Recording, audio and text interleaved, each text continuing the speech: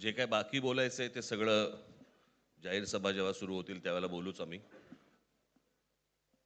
परंतु माझी एक मुलाखत झाली होती आणि मी मुद्दामून आठवण करून देतो त्या गोष्टींची.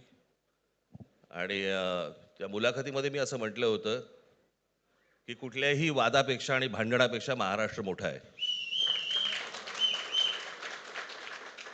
आणि मला असं वाटतं तिथून त्या आज आम्ही एकत्र येण्याची सुरुवात त्या वाक्यापासून झाली.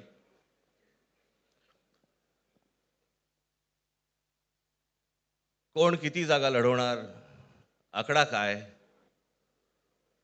हा नाही सांगणार तुम्हाला.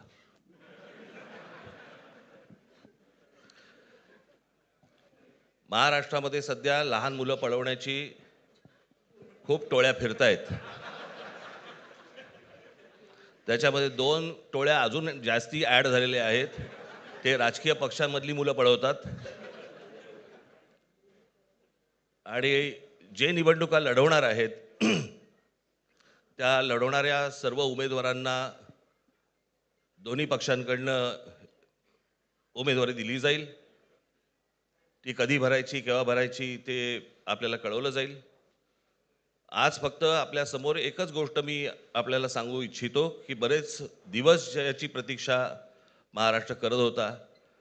ती शिवसेना आणि महाराष्ट्र नवनिर्माण सेनेची युती झाली हे आज आम्ही आपल्याला जाहीर करत आहोत.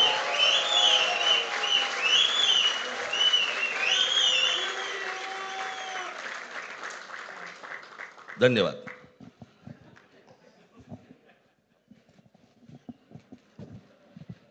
आकड्याचा खेळ संपला ते बरं झालं. नाही आकड्यांचा खेळ आता सांगायचं नाही.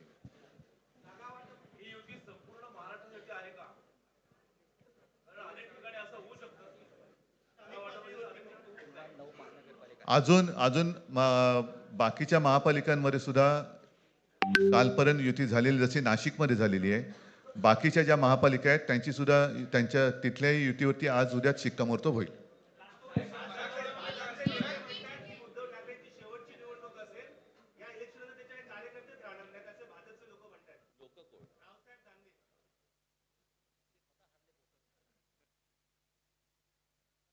त्यांच्यावरती प्रतिक्रिया देण्याच्या तरी पातळीचे राहिलेत का ते? त्यांना त्यांच्या पक्षात सुद्धा कोण विचारत नाही. मला असं वाटतं की उत्तरं देवांना द्यावीत, दानवांना नाहीत.